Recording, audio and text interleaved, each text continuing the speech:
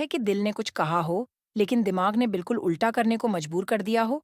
और अगर आपकी एक छोटी सी गलती कई जिंदगियों को प्रभावित कर दे, तो क्या होगा? यह कहानी है दीपिका की, एक माँ, एक योद्धा और एक ऐसी महिला जो कर्तव्य और दिल की आवाज के बीच उलझी हुई है। बात तब की है जब दीपिका अस्पताल के बिस्तर पर जागी। शरीर अब भी कमजोर था, लेकिन मन में बस एक ही ख्याल था, चंदू। उसे घर जाना था। उसके बच्चे और मामा शायद घर पर उसका इंतजार कर रहे होंगे, लेकिन उसे नहीं पता था कि उसकी ये एक जिद एक बड़ा तूफान लेकर आने वाली थी। दीपिका जी, आपकी तबीयत अभी पूरी तरह ठीक नहीं है। आप अस्पताल से ऐसे नहीं जा सकतीं। प्लीज, अपनी सेहत के बारे में सोचिए। मुझे जाना ही होगा। मेरे बेटे को मेरी जरूरत है। मैं यहाँ और रुक नहीं सकती। नर्स ने बहुत कोशिश की, लेकिन दीपिका किसी की सुनने वाली नहीं थी और आखिरकार वह जबरदस्ती अस्पताल से चली गई। डॉक्टर चिराग का एंट्री सीन। वह अपने ऑफिस में फोन पर बात कर रहे हैं। दीपिका को बिना मेरी परमिशन के डिस्चार्ज कैसे कर दिया?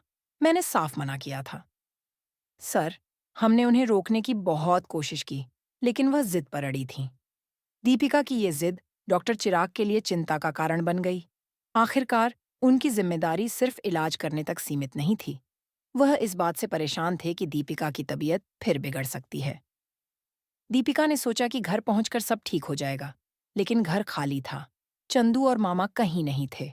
उसकी बेचैनी बढ़ने लगी। उधर डॉक्टर चिराग बार बार अस्पताल में फोन कर रहे थे, यह जानने के लिए कि दीपिका कैसी है, लेकिन वह पहले ही जा चुकी थी। दीपिका जी, आप कब समझेंगी? आपकी ये लापरवाही आपकी जिंदगी के लिए खतरनाक हो सकती है। लेकिन अब मैं और क्या कर सकता हूँ? मेरा काम इलाज करना था और वो मैंने कर दिया। अब आगे आपकी मर्जी। इसी बीच रागिनी अपनी खोई हुई पायल लेने दीपिका के घर आती है। लेकिन दीपिका को क्या पता कि रागिनी डॉक्टर चिराग की बेटी है। दोनों की मुलाकात होती है, लेकिन उनकी बातचीत बस हल्की फुल्की रही। रागिनी पायल लेकर चली जाती है। लेकिन दोस्तों, कहानी यहीं खत्म नहीं होती।